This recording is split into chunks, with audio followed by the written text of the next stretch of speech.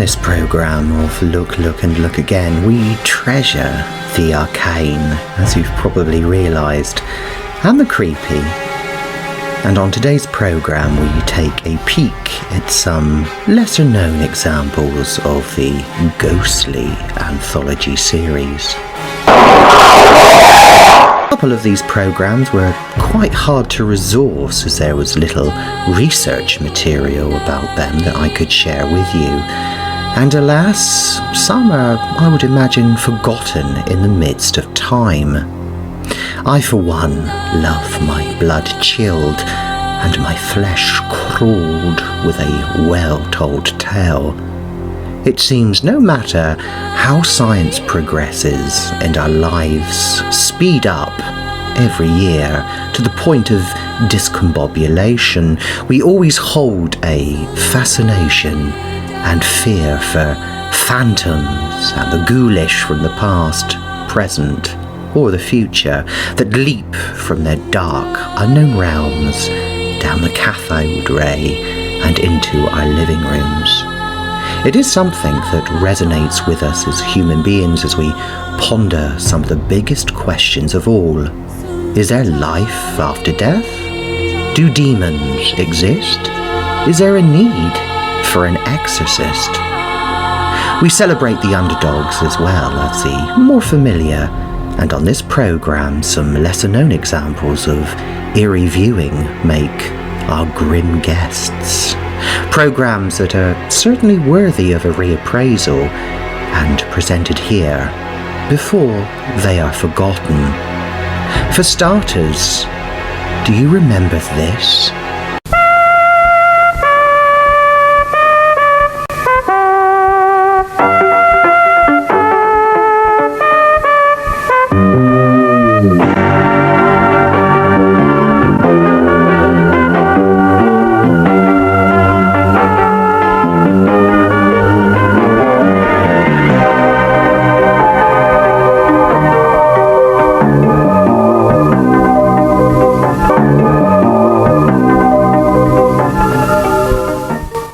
From ghoulies and ghosties and long-leggedy beasties and things that go bump in the night, good Lord, deliver us.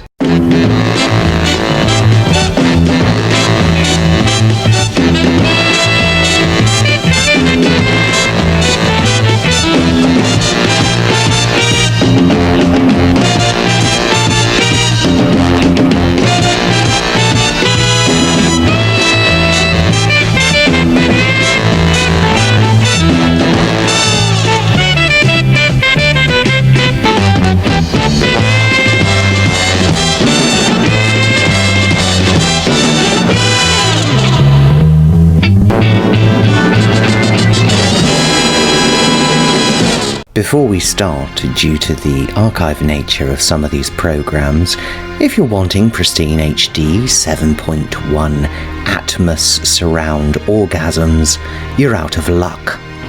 Now, there were some mighty fine anthology series featuring the spooky and the outre in TV land.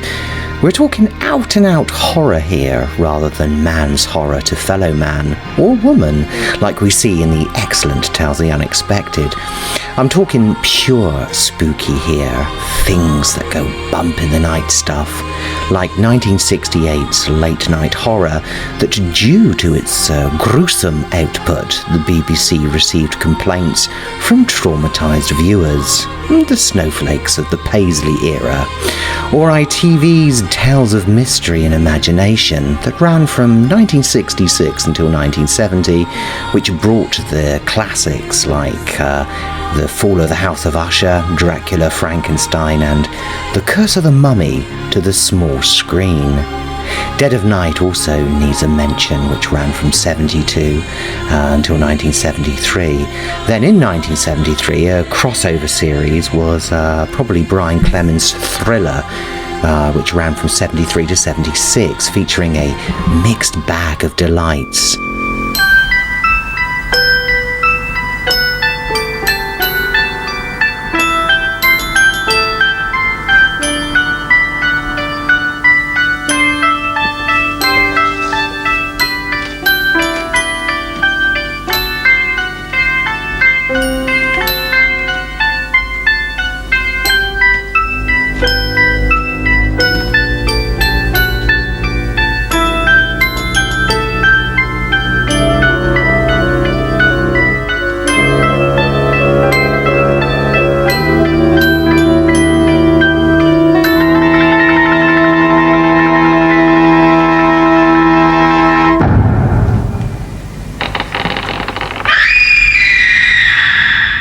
some such pure horrific installments as Someone at the Top of the Stairs, Possession, Spell of Evil, and Nurse Will Make It Better, which focused on the supernatural, but of course was whisked in with other tales of lunatics, murder, and serial slayings.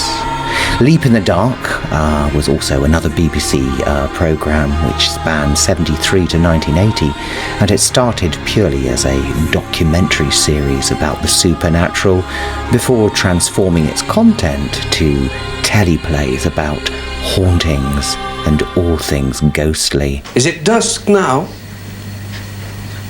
Rob is here. Why is he different? Rob?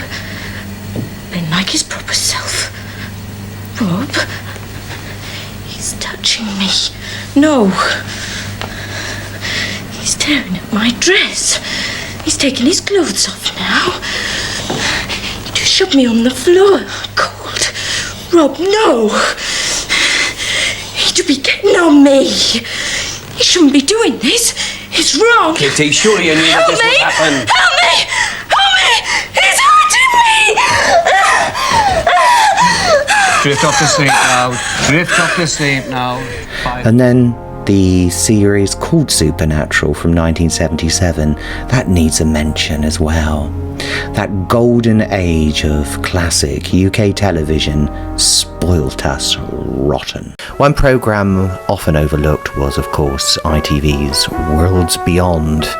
Now, this was a straight supernatural come horror series. It ran from 1986 until 1988, and I recall stumbling across the show one night. I was babysat by my father's mother, who was a bit of a bitch, really.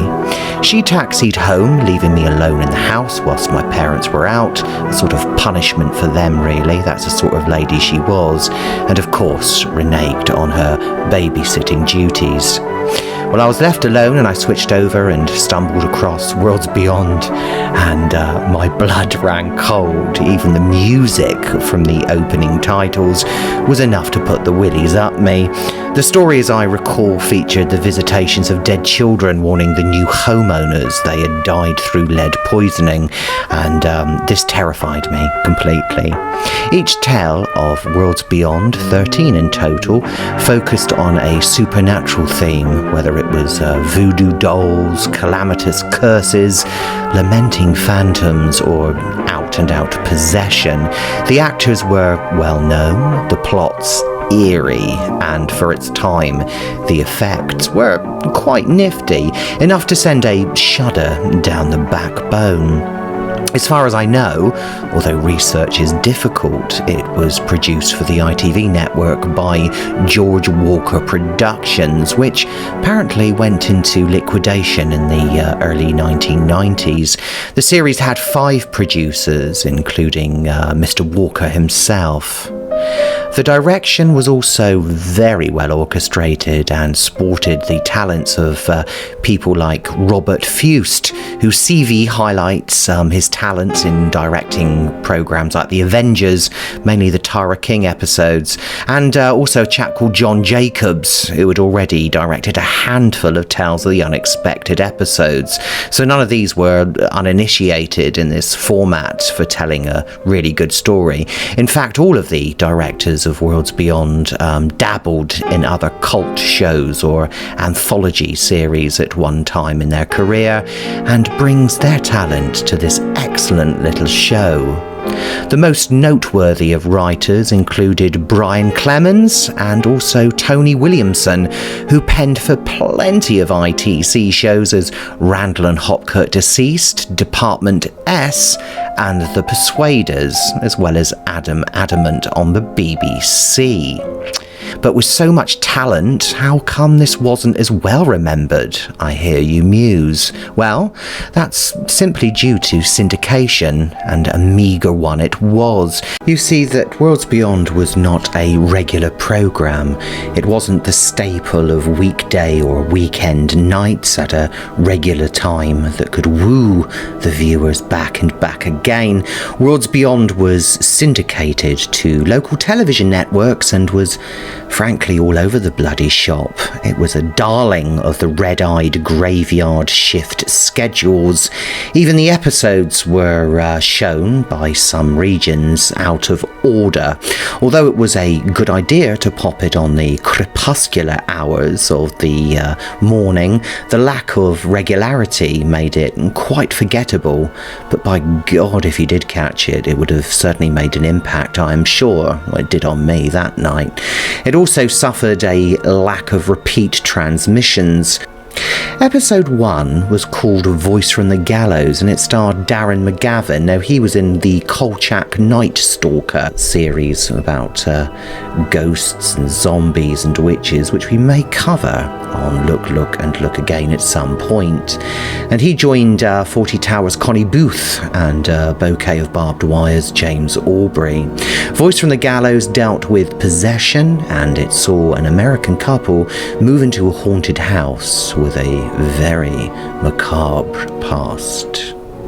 Episode 2, Guardian of the Past, saw Doctor Who's radiant beauty Mary Tam and Bergerac's Terry Alexander, and they played characters the Wentworths who return from a holiday in Egypt. They bring back a souvenir, which is a bone from a pharaoh. They didn't bargain that the bone is in fact cursed, and of course bringing misfortune and ill omen on the Wentworth household.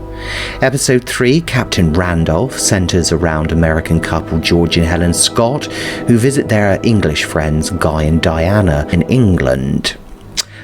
George is automatically misidentified for Captain Randolph. He begins to enter a vortex of dark, uncanny events. This is followed by Serenade for Dead Lovers, where a very young Jason Connery and his girlfriend begin to be substituted in the present for events in the Second World War's past, leading to a haunted dance hall.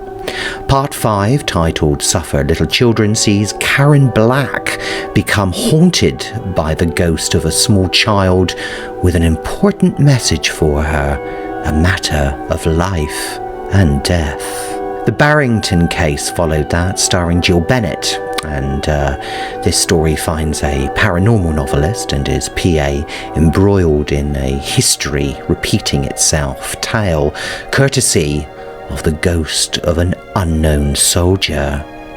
Episode 7, The Haunted Garden, saw Black Beauty's Judy Bowker playing the part of a terminally ill young woman who falls in love with an American fighter pilot.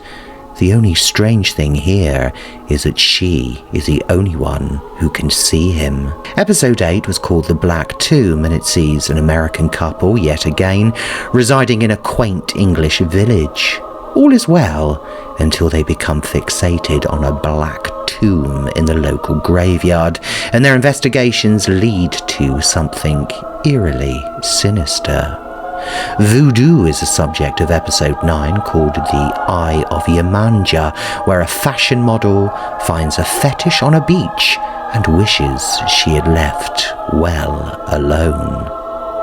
Undying Love starred wonderful actress Liz Smith, Bernard Kay, velvet-voiced Michael Jaston, and Robin Redbreast's Anna Cropper, and it saw the spirit of a young child trying to contact his family from beyond the grave with a warning which prevents a catastrophe befalling the lives of innocent victims. This may have been the episode I saw that really shit me up, and judging by the high caliber of such convincing actors, it's little wonder. Oliver's Ghost sees Denholm Elliott playing the role of a guest house owner dealing with the mischievous antics of an unwelcome poltergeist. Reflections of Evil, with another accomplished actor, David Warner, deals with the demonic possession of a child, where to rid the malevolence, an exorcism is the order of the day, possibly one of Worlds Beyond's best episodes. Finally, the episode Home brought the series to an end, and this story starred Brenda Bruce and saw a powerful dark force running amok at an old farmhouse, providing the scares and corner of the eye jolts. It's obvious from the casting of Worlds Beyond that it attempted to cuddle the American market, where I presume it was exported. Most certainly a lights-off, volume-up piece of television for the autumn and winter seasons. As mentioned, it fitted perfectly in the ominous nighttime early morning hours, but lucked out on generating a following because of this, and of course the haphazard way it was scheduled. Currently and lamentably unavailable on DVD or Blu-ray, let's hope that it's picked up for our delectation. Hello there, I'm Sally McLaren. I'm going to be here through till 6 a.m. Don't you go away, because we've got a competition where you can win a Telethon 88 t-shirt after our next programme, Worlds Beyond.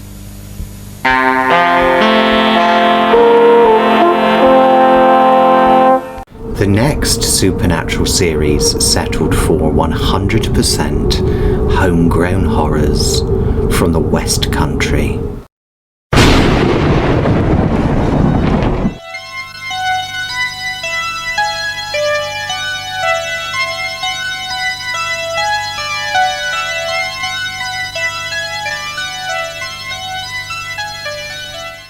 West Country Tales focused on unsettling yarns provided to BBC Two from an appeal to the great unwashed.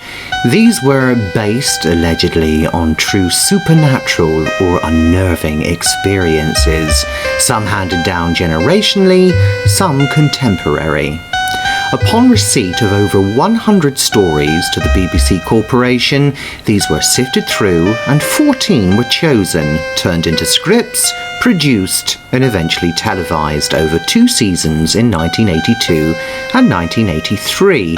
To my knowledge, all currently exist, gathering dust and cobwebs somewhere in the BBC archives. Some episodes were cherry-picked and repeated, mainly the more memorable, on BBC One, but overall as a series, the majority of these stories have never been repeated since their initial broadcast.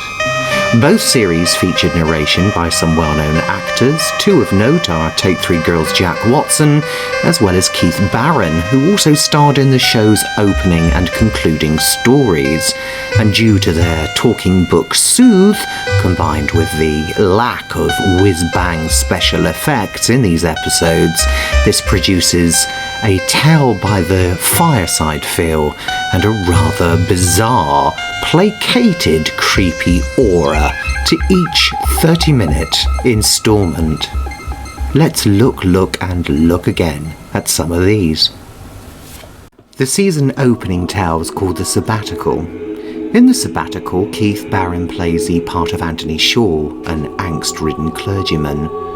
Shaw's consigned by his bishop to the countryside to rest. In the village, Shaw stays at a guest house, but finds the demeanour of the locals disconcerting. Out on an amble, he comes across a decrepit, deserted chapel and spies a small child flower-picking. Returning the next day, he gets locked in with no way out. Shaw spends a petrifying night of dread combating a dynamic, evil power. The second story is called The Poacher, and it's a tale about a poacher. He fishes, he hunts, both by day and by night. The woods, flora and fauna are his kingdom, until one day he meets a stranger in those woods, and this chance meeting, really leaves a mark. The Breakdown starred Anita Harris, who plays the part of a woman whose car breaks down. She seeks refuge in a remote cottage owned by a maverick, played by John Abineri. Unfortunately, she could be in the company of a man generally believed to be a murderer. The White Bird of Laughter follows this and deals with an incompetent young man who arrives in the West Country all the way from London town. There he is truly beguiled by an attractive woman, but all is not what it seems, as this mysterious creature gives the young man his reward of destiny. The Visitor followed this and concerns Janice, who moves from London and settles on the Cornish coast with her daughter, whilst her husband is at sea. It all seems relatively pastoral from her life before. She then discovers a hidden cove, and there meets a curious stranger whose intentions may be utterly malicious. In the story The Beast, a city man returns to his childhood Cornish homestead. His nostalgic ideal is shattered when he finds out the locals are being stalked by a creature that menaces its victims. Miss Constantine followed the Beast and deals with eccentric Miss Constantine, who's always lived alone in a bubble of unconvention. And then one day, Miss Constantine finds she is not so isolated when she is joined by the things from the shuttered rooms that step out from its shadows. Miss Constantine is a tale imbued in decay, the upset of progress, and how time itself unsettles and fractures an individual. The second series had an opening story called With Love, Belinda, and it stars Wendy Richard, and she takes the lead in this episode, playing the part of a mother who moves with her husband and daughter Belinda to the West Country. There, the mother Jill hopes to escape the trauma caused by the tragic death of their young son David. Things do improve for a short while, until Belinda begins telling Jill that she sees and plays games with her brother, who has returned from the beyond. This is followed by The Wit to Woo, and is set in Elizabethan times and deals with Lavinia. Now, she is annoyed by the antics of her philandering husband. When all else fails, there is only one thing left to do: resort to the magic of the old ways. One day in the woods, Lavinia, played by Jenny Handley, beautiful, beautiful woman, meets a witch. Tell It to the Marines sees a young soldier on a knight's leave who poses as the friend of a dead man in order to pick up the deceased's widow, with grave consequences. Ring-a-Ring-a-Rosie followed this with Nanette Newman, who plays Ellen, who up-sticks and moves to Somerset with her mute daughter, who has a penchant for vandalism and animal cruelty. The mother and the daughter settle until the arrival of an enigmatic stranger called Paul starts to change the dynamics between mother and daughter. Sarah followed it, and it is the turn of the century setting, and a savage cyclone batters the southwest of England. At night, a rescue flare is seen, but the lifeboat cannot be launched in such heavy seas. Then the coxswain makes a historic decision. 20 brave men will attempt to carry the 2-ton boat across wild country to an eerie, sheltered bay. The little bounder sees a young girl who is given a pendant by her mother for luck. The luck is vital when she is betrothed to a local farmer. Finally, the series concluded with The Healer. The healer arrives in a remote Cornish village with a briefcase full of money, the result of his latest successful confidence trick. He decides it's the ideal place to lie low, but it's hard to resist such a challenge as the village is full of potential victims. Old habits die hard.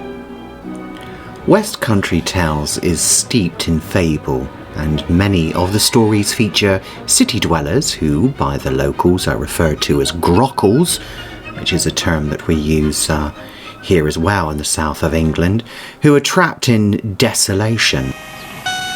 The dark green of a Cornish valley felt remote, even mysterious, after the constant grind of urban living.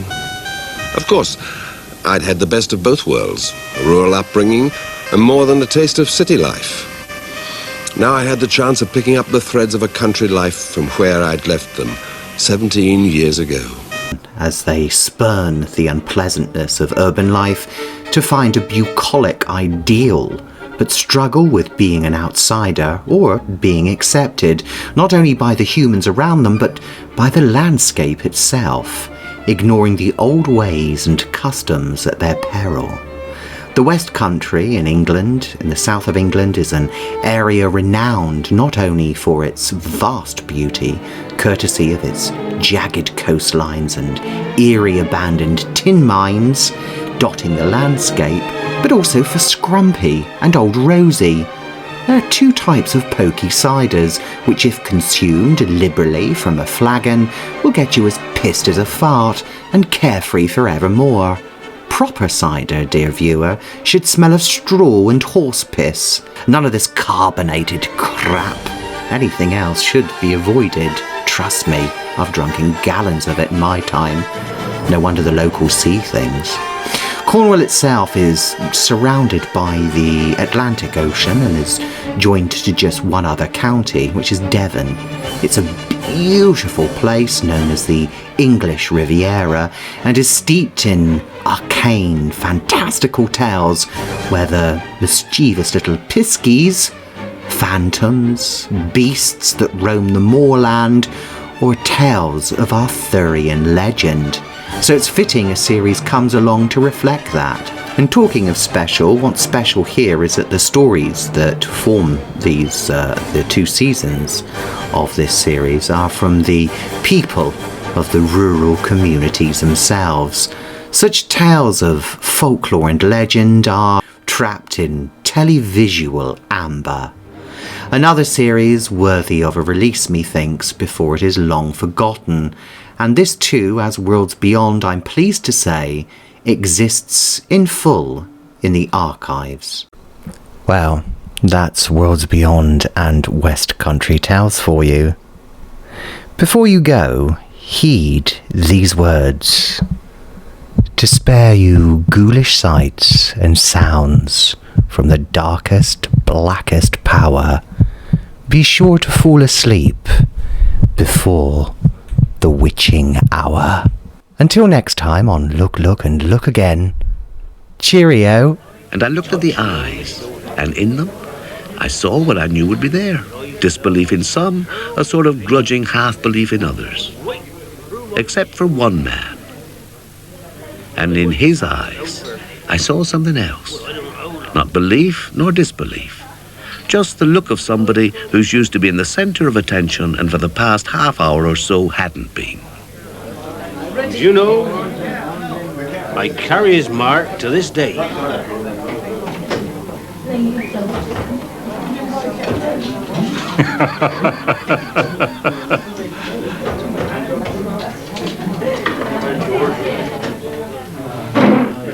Oh, I knew what he was going to do. After all, there was only one proof of my story. And I thought, to hell with it. And I said to myself, don't you bother, old son, I'll do it for you.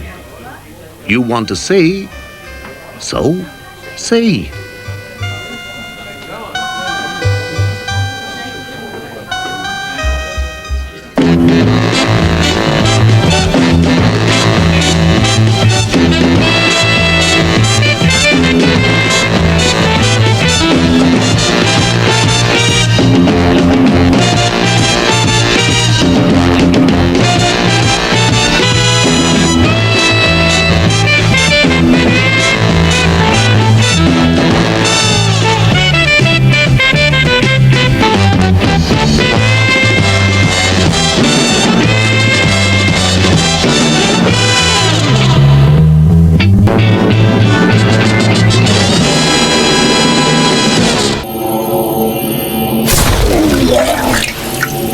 Yeah.